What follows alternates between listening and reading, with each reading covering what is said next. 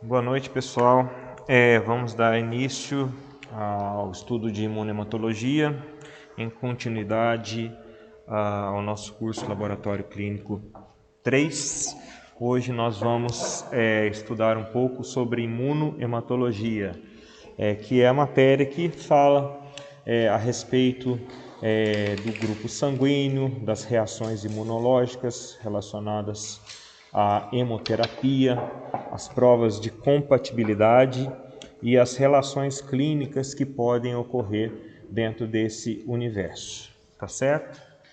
Então, faremos aqui uma breve apresentação teórico-prática e depois partiremos para a prática propriamente dita, tá? Então, essa teoria vai ficar gravada aqui para vocês.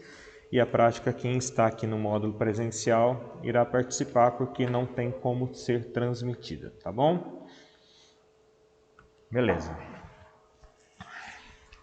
Então, o sistema ABO foi desenvolvido por Karl Landsteiner no início do século XX, fez reagir amostras de sangue. Nossa, está falando alguma coisa que não ouvi. Fez reagir amostras de sangue de diversas pessoas, isolando as hemácias de diferentes combinações entre plasmas e hemácias. Aí essas reações foram evidenciadas por ausência ou presença de aglutinação nessas hemácias. Tá certo? E aí, a partir deste experimento, verificou-se que as hemácias tinham constituintes diferentes entre pessoas diferentes, o que poderia gerar incompatibilidade entre o sangue de diferentes indivíduos. Aí o resultado foi obtido, foi aglutinação de glóbulos em alguns casos e ausência em outros, como eu já falei. Então, dessa forma, foi descoberto que os seres humanos possuem três tipos sanguíneos, tá? Grupos sanguíneos, que é o grupo A, também o grupo B e o grupo O, que esse O, ele, na verdade, ele ficou mais fácil de ser designado como O, mas na verdade você tem que lembrar dele como se fosse zero, que é a ausência de antígenos, tá? Por isso que ele é esse formato de O. Mas na verdade esse O é para lembrar zero, que é ausência de antígenos, enquanto o sangue A tem antígenos A, o sangue B tem antígenos B, tá? E depois nós vamos ver que esses antígenos e anticorpos, quando nós falamos de grupo sanguíneo, eles vão ter uma outra nomenclatura, que vão se chamar aglutinogênios, tá? Os antígenos e aglutininas, os anticorpos. Então assim foi explicado que porque tantas pessoas morriam depois de uma transfusão, naquela época, quando a pessoa sofreu acidente, era baleada, esfaqueada, essas tragédias aí.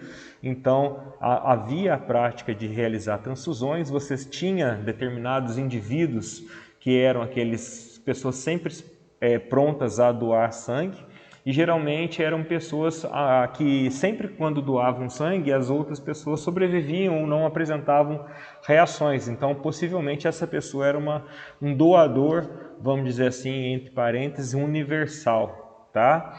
E em outros casos, quando você não achava esse doador, você pegava por triagem uma pessoa que poderia doar ali na hora e muitas vezes poderia causar essa reação transfusional, que é uma reação generalizada que pode levar ao óbito devido a complicações de incompatibilidade sanguínea, tá?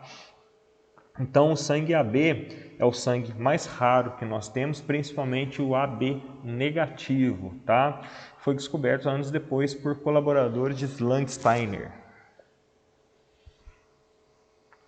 Então, qual a diferença entre o sangue A, o sangue B, o sangue AB e o sangue O, Então, o sangue humano possui uma parte que é líquida, que se chama plasma, e nesse plasma que estão contidos as aglutininas, tá? O plasma, ele possui aglutininas, tá? Que são substâncias com potencial de aglutinação de hemácias, tá? É como se fosse anticorpos, tá?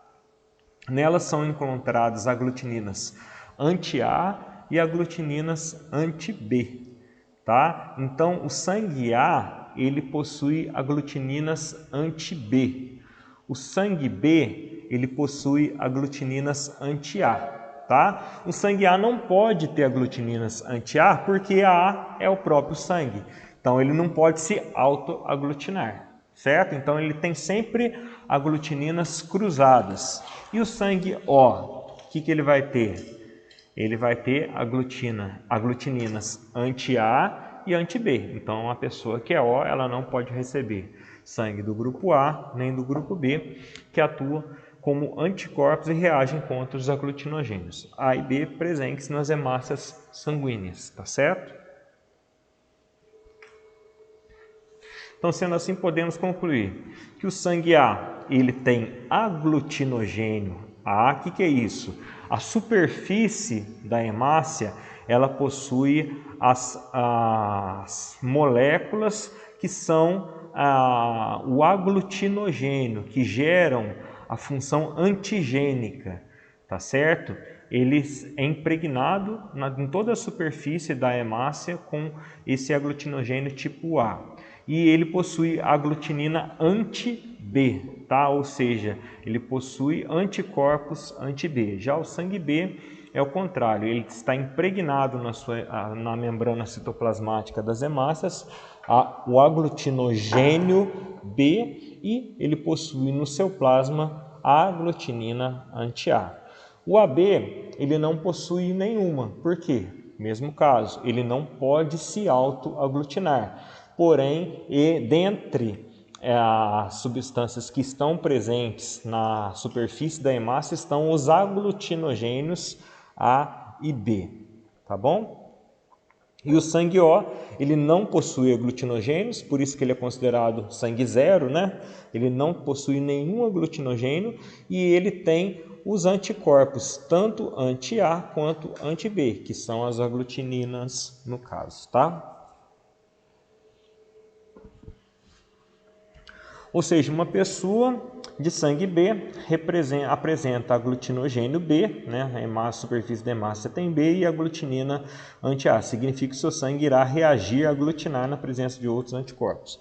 Então eu trouxe para vocês hoje sangue de diversas tipagens, tá? Para a gente justamente fazer esse experimento como se fosse antigamente, tá? Como que uma pessoa que teoricamente não sabe o sangue vai doar o sangue para uma pessoa, como que reagiria dentro do organismo esse sangue. E vou mostrar para vocês também a técnica de tubo para fazer tipagem sanguínea. Eu não sei como vocês fazem lá no laboratório que vocês trabalham ou fizeram estágio. A maioria faz em lâmina, tá? Mas a teste de tipagem em lâmina não é um teste muito confiável, principalmente com relação ao RH. Então, quando nós utilizamos a técnica de centrífugos, sedimentação, o que ocorre? Nós fazemos uma lavagem nessa superfície das hemácias para que elas fiquem puras, tá? Contendo apenas os aglutinogênios quando couberem, tá? E isso aí vai clarificar a reação vai ficar mais clara e mais evidente, tá? Vocês vão ver na prática como que isso vai funcionar. Então, uma pessoa, voltando aí aos exemplos, né, uma pessoa de sangue O não tem aglutinogênio, então sendo aceito em sangue A e B e AB, mas ela reage na presença de aglutinogênios A e B por ter aglutininas anti-AB. Então, o O ele vai basicamente receber apenas de O, tá? Se ele receber sangue A ou B, vai ter uma reação pós-transfusional, tá certo? Então aqui, ó, como uma representação de como a superfície, tá, das hemácias são impregnadas pelos aglutinogênios, tá certo? Então é um esquema de receptores, tá vendo? O receptor ele vai se ligar perfeitamente com o tipo de aglutinogênio que tem na superfície, tá, fazendo com que ou aglutine ou não aglutine, tá certo? Então aqui o sangue B ele possui, tá vendo? Olha o esqueminha que ele possui aqui na sua superfície, um losango, vamos dizer assim, uma representação, né? E aqui a aglutinina que ele tem no seu plasma, ele é uma aglutinina que casaria com A. Então, na hora que o plasma A pega aqui uma hemácia A, então ele vai dar uma reação quase que imediata de aglutinação. Isso aí causa uma reação transfusional que gera insuficiência renal, febre, tromboembolismo, tá? A isquemia e acidentes vasculares generalizados. Então, é uma grande possibilidade da pessoa ir a óbito caso ela tome um sangue errado. Então, quando a gente faz uma tipagem sanguínea eventual, tá?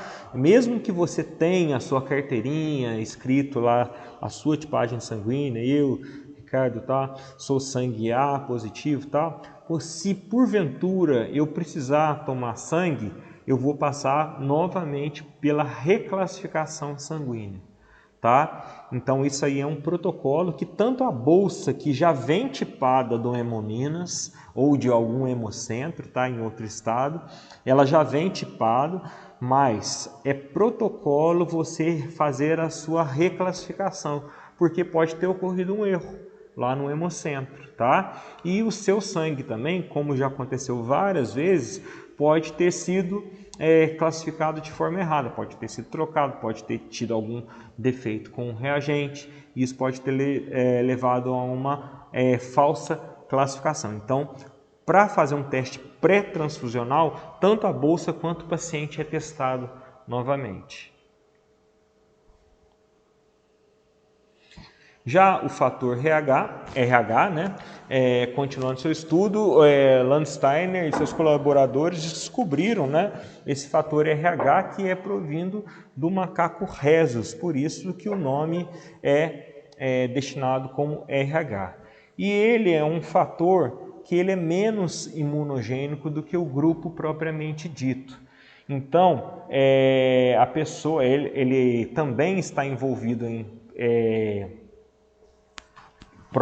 problemas com compatibilidade sanguínea, tá? Ele faz parte dos traços de compatibilidade sanguínea, porém ele é menos imunogênico, tá? E ele tem um tipo de imunidade que ela vai ser ativada em um contato, em um segundo contato. O primeiro contato geralmente não causa a reação imunológica grave, apesar de poder gerar as reações pré-transfusionais. Porém, o RH ele vai ser muito imunogênico quando, por exemplo, uma pessoa tiver um segundo contato. E isso se baseia principalmente um problema para gestantes RH negativo, que foram, em algum momento de sua vida, tiveram contato com sangue RH positivo, como, por exemplo, um feto dentro do seu ventre, tá? Então, se a mãe é RH negativo e ela casa com um pai, né, com um homem que é RH positivo, você tem uma probabilidade, tá, da criança gerada ser RH positivo, tá? Só que quando essa criança for gerada dentro do organismo da mãe, essa criança vai acabar se tornando um agente que vai estimular a imunidade materna. E a imunidade materna vai acabar atacando essa criança, principalmente em casos de segunda gestação. Então, na primeira gestação, o organismo ele vai ser sensibilizado, que nós chamamos, tá certo? E já na segunda gestação, caso ocorrer uma segunda gestação com um feto RH positivo, aí sim o organismo, após a primeira sensibilização, ele vai vir com força total. Ele vai atacar esse organismo e a criança pode nascer com uma doença neonatal hemolítica grave, que é chamada eritroblastose fetal, tá certo? Que é aquela doença onde os anticorpos da mãe, ou seja, as aglutininas da mãe, atacam o sangue da criança, fazendo com que a criança nasça com uma anemia profunda, tá? Desnutrido, com anemia, baixo peso, podendo vir até a óbito, tá bom? Mas assim, pode ser que a criança dentro da barriga já não ganha peso? Pode ser, pode acontecer isso, porque toda a gestação vai ser prejudicada devido a essa agressão imunológica. Porque Entendeu? aconteceu um caso no laboratório que Aham. a moça, ela chegou aos 9 meses. Sim. Só que aí ela estava fazendo contração forte e quando ela chegou no hospital, eles viram que desde os 5 meses a criança não estava ganhando mais peso. Sim. Nem encorpando, só que a Aham. também não Tem outras causas, né? Tem, por exemplo, a baixa produção de líquido amniótico, você tem o próprio fator nutricional da mãe, você tem outros fatores envolvidos. A gente está falando aqui, propriamente dito, do fator imunológico, né? O que ocorre? A mãe Era RH negativo e a criança é RH positivo. Então pode ser também, tá, um ataque imunológico, né, nesse nível. Aí o que se faz para evitar esse ataque imunológico? Então quando a mãe faz o pré-natal de forma correta, né, um dos exames primeiros exames pré-natal é a tipagem sanguínea da mãe. Aí evidenciou que a mãe é RH negativo, aí o médico já tem que ter em mente que essa mãe potencialmente pode causar uma reação imunológica neonatal. Mas no caso, se for o segundo filho. Até no primeiro filho pode causar, mas com uma gravidade bem inferior, tá? Às vezes nem perceptível. Às vezes a criança nasce apenas com um amarelão um pouquinho mais proeminente, entendeu? A bilirrubina um pouquinho mais alta, devido a esse primeiro contato, mas não chega a ser uma síndrome grave, tá certo? Então, o médico ele pede o RH da mãe, aí visto que a mãe é RH negativo, o que vai ser feito? A partir do momento que a mãe for para o centro cirúrgico ou para o centro obstétrico para ter a criança, depois que ela tem a criança, em 72 horas se faz uma administração de um medicamento hiperimune, uma imunoglobulina hiperimune, para tentar anular esses anticorpos que formaram. Entendeu? Para que no futuro, se a mãe engravidar novamente, não ter essa reação. Só que você tem 72 horas para fazer isso. Tá? A partir do momento que o médico tem essa informação, aí se faz essa injeção. A injeção se chama Matergan. Tá? É justamente para tentar anular esses anticorpos, tá? Então vai ocorrer uma alta administração de anticorpos para tentar anular todos esses anticorpos formados para a mãe, para você cessar a memória imunológica da mãe. Aí cessando a memória imunológica da mãe, posteriormente em uma segunda gravidez, o risco de ter eritroblastose fetal continua baixo como se fosse da primeira. Tá certo? Então é uma maneira de evitar que esse fenômeno ocorra, tá bom? Então aqui, aí tem vários exemplos aqui, tá? Que a gente trouxe, que tem nesse slide aqui para vocês discutirem. A gente vai ver mais a parte prática mesmo, aqui vai ser só para fixar bastante isso aí para vocês, porque o que acontece? Quando vocês estão no laboratório lá na linha de frente, vocês têm que ter uma resposta rápida. Por exemplo, quem for trabalhar em um hospital no banco de sangue, chegou um acidentado lá, você já tem que saber, ó, na hora, porque uma prova cruzada para você fazer, ela demora 40 minutos. Mesmo você sendo a pessoa mais rápida do mundo. Por quê? Porque tem tempo de centrifugação, tem tempo de incubação, tem quantidade de lavagens que você faz na papa de hemácias. Então é um processo demorado.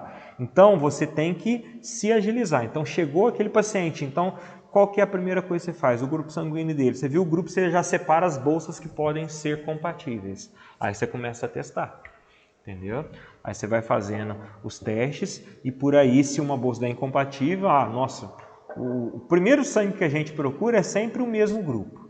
Independente se é A, se é B, se é O, entendeu? Primeira coisa, se você é sangue AB, eu vou ver na minha geladeira da agência transfusional se possui o sangue AB. Se possuir o sangue AB é o primeiro que eu vou testar, tá? Então, as normas de hemotransfusão se fala que o sangue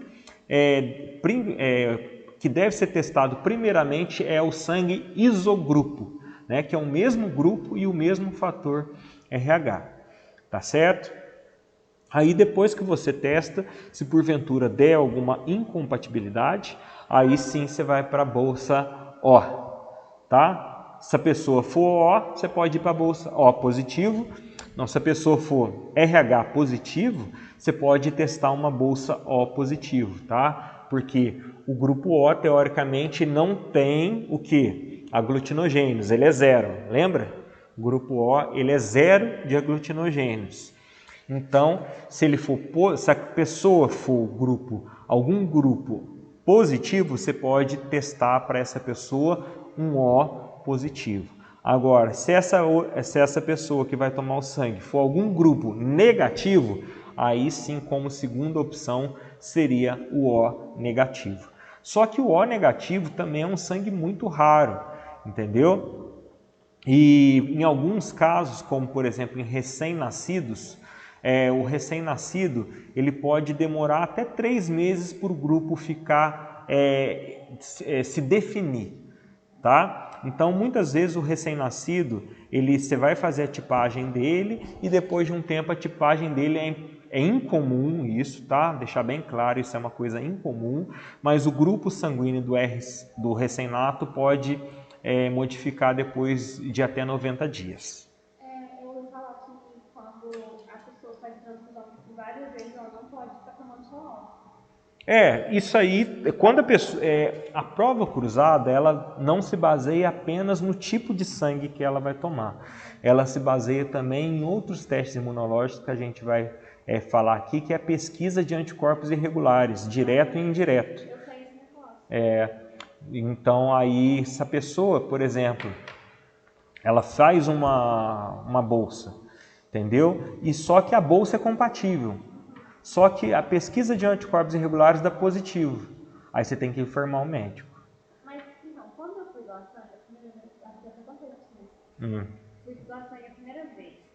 Aí o resultado chega na sua casa. Sim. Eu morava lá em Pouso Alegre, do lado do Hemocentro. Aí não chegava nunca na minha casa. Aí eu fui no Hemocentro, a moça, não chegou, vou pegar pra você.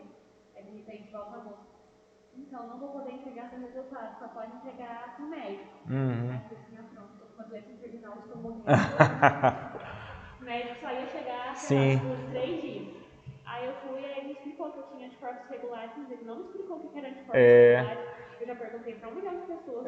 O anticorpo irregular, o que acontece? O anticorpo irregular, você produz uma série de anticorpos capazes de reagir com outras hemácias. Entendeu? Então, quando a pessoa é classificada como anticorpos irregulares positivo, ela pode, mesmo o sangue sendo compatível, ela pode gerar uma reação de transfusional em uma pessoa, caso ela seja doadora, e também ela pode ter uma reação caso ela seja receptora. Aí, neste caso, tem que fazer a hemotransfusão com uma medicação suporte, tá? À base de corticosteroides, para fazer, diminuir a quantidade desses anticorpos, a reatividade desses anticorpos, para você ter uma transfusão bem sucedida. Aí se faz ao mesmo tempo hidrocortisona, monitora a pressão, monitora a temperatura, entendeu? Para não ter o risco de uma reação transfusional. Tá? Mas é uma produção irregular de anticorpos que tem capacidade de aglutinar hemácias. Não tem muita explicação mesmo. Mas duas perguntas em relação a isso. Aí ela falou porque eu poderia doar, eu não posso doar todos os componentes do sangue. Isso, aí talvez você possa doar, por exemplo, a plaqueta, talvez você possa doar só a papa de hemácias, talvez você não possa doar plasma. A primeira pergunta que ele me fez, quando a Laísa perguntou se já tinha feito transfusão, tem relação, Tem, porque, queira ou não, quando você toma uma transfusão, você sensibiliza seu organismo. Você sensibiliza de forma mais... O pessoal acha que a transfusão sanguínea é um procedimento simples, é um procedimento altamente complexo, tá? É como se fosse um transplante. A transfusão é um transplante. Você está recebendo um tecido sanguíneo dentro do seu tecido que muitas vezes ele vai estar repondo um volume maior do que você tinha. Uma pessoa que por exemplo, tomou um tiro, sofreu um acidente, igual esses tempos atrás, um rapaz caiu uma árvore nele e decepou as 2 pernas dele. Você conhece? Ele tomou mais de 30 litros, bolsas de sangue, entendeu? E ia entrando e ia saindo.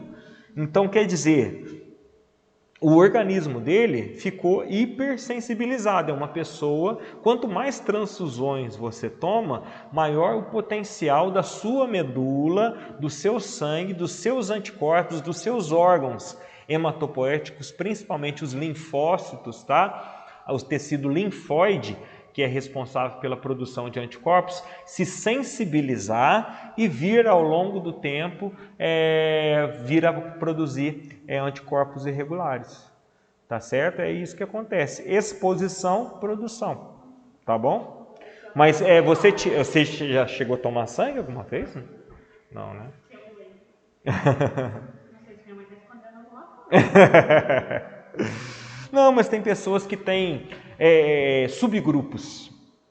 Porque aqui a gente está falando em grupo A, grupo B, grupo C. Ali acho que tem uma tabela ali no final. Lá você vai ver o tanto de subgrupos sanguíneos que possuem. E às vezes você tem um ou outro componente que se sobressai, que ele se torna imunogênico. Entendeu? Então, outro sangue pode se tornar reativo.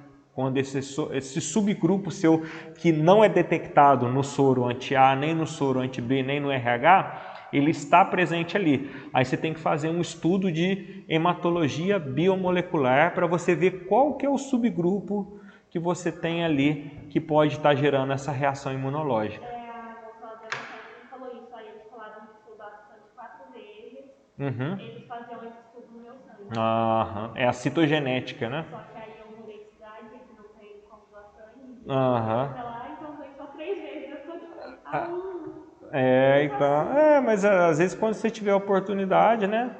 Que isso aí ele deve ter no banco de dados lá, possivelmente, você avisa e às vezes eles até fazem esse estudo genético no seu sangue para ver o subgrupo que está presente no seu sangue. Geralmente é isso, tá? Beleza, vamos ver o que temos aqui mais para frente. Então, com relação à compatibilidade, a doação de sangue é determinada pelos aglutinogênios, né? E respectivas aglutininas, né? Aglutinogênio que está na hemácia e a aglutinina é o que está no plasma, além do componente RH, tá bom? Que também é imunogênico. Uma pessoa com um tipo de aglutinina não pode receber o aglutinogênio correspondente, porque aí causa uma reação que vai se casar, que vai ser a mesma reação aqui, ó, que estava na tabelinha aqui, ó. Tá? Você não pode receber aqui o encaixe, senão se casar, aí já era. Aí causa uma reação de aglutinação. Opa. Voltou para cá. Foi tudo bem aí, Maísa? Como é que faz para voltar? A tela diminuiu.